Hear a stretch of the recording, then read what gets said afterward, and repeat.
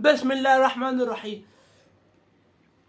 كلمة أخيرة لمحمود بن تايج، أو كلمتين أو جملة بسيطة لمحمود بن تايج.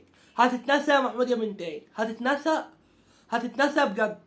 لو فكرت بالتفكير ده هتتنسى، والجماهير هتنساك، والجماهير ما عندهاش عزيز إلا تي شيرت نادي الزمالك. حلو دي البداية.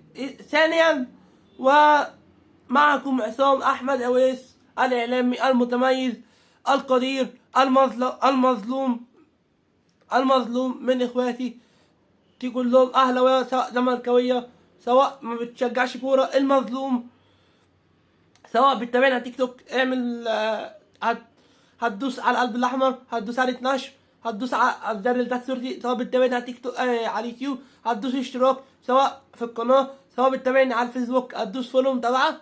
بص بقى يا سيدي، انا قلت ليه محمود بن تايج هيتنسى. محمود بن تايج هيتنسى.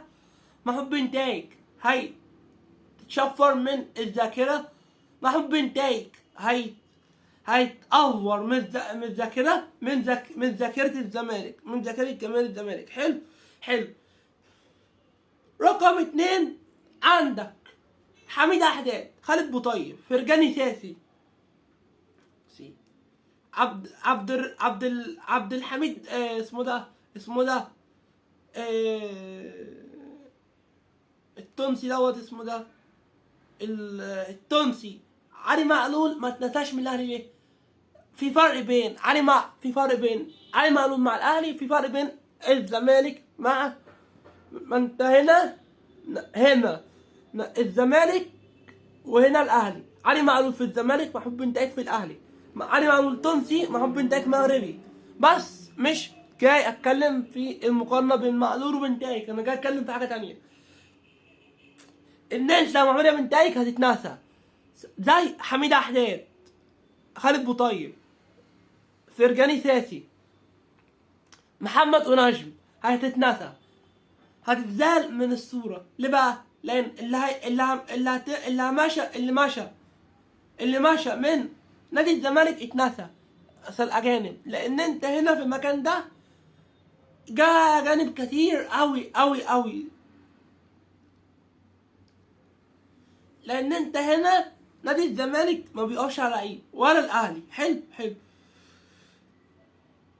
تعالى بقى هنا هنا دي الحالة التانية ان انت هنا لعبت على اعصاب الجمهور، او مش اعصاب الجمهور، لعبت على الحتة اللي الجمهور بيكرهها جدا.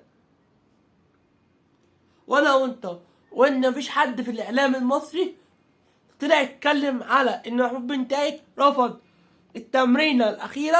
ينزل التمرينة الأخيرة بتاعة مباراة الزمالك مع ديكا اللي كسبها 6-0.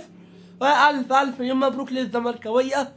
أنا نازل الفيديوهات مخصوص كإعلامي بنقل لك الأحداث واحدة بواحدة، والأخبار واحدة بواحدة، أحداث الكرة المصرية واحدة بواحدة.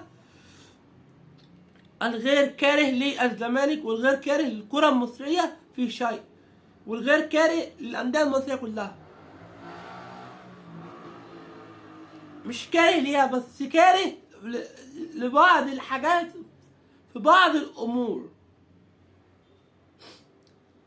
يعني هقول لك على حاجة. حلو. السنة دي وليكن أنا عاوز حاجة من إخواتنا اللي بيتفرجوا علينا. حلو. يا رب الفيديو يوصل لأعلى مشاهدة، ويوصل لي اكتر ناس بتحب الدنيا دي، بتحبنا. يا ريت الدوري السنه الجايه يبقى فيه الاسماعيلي، يبقى ما فيش هبوط السنه دي. ليه؟ هتقول لي انت كده بتضر الاسماعيلي اكتر. لا يا باشا، انت كده بتضر الاسماعيلي بس انت كده بتعمل على مصلحه الكره المصريه. اما الاسماعيلي هينزل، قول لي مين كده انديه الدوري المصري السنه الجايه اللي يبقى لها جمهور؟ عندك الاهلي ماشي، عندك الزمالك ماشي، عندك المصري ماشي، عندك الاتحاد ماشي، بس افرض الاتحاد اتحط من ضمن ال 14 اللي هيصارعوا على الهبوط. 14 فرقة هيصارعوا على ما بالترتيب كده. 7 اللي فوق هم اللي هينافسوا على الدوري، اللي هم يبقى منهم اهلي، زمالك، بيراميدز، سيراميكا، البنك الاهلي او ايا كان مين، سيراميكا، وادي دجله، المصري. يعني انا قلت اهلي، زمالك، بيراميدز، سيراميكا، اسمه ده المصري. دول كده الخمسه اللي فوق. فاضل 2 أندية دول هيتعرفوا مع نهاية الدوري. ليه بقى؟ لأن أنت وضحت كده من بعد الجولة ال10. لأن أنت لو جيت جبت الترتيب الدوري وادي دجلة ال6 أندية دول كده. لأن أنت الدوري مش بيتحسب، أنت الدوري بيتحسب بكام مباراة فزتها السنة دي، مش ب ال 17 مباراة مثلا في الدوري السنة دي مثلا فوز مثلا، والدور التالت 17 مباراة. الدوري السنة دي مختلف. 22 21 فرقة، 20 مباراة. كل جولة فيها فرقة اوت. خلصنا الفيديو كده.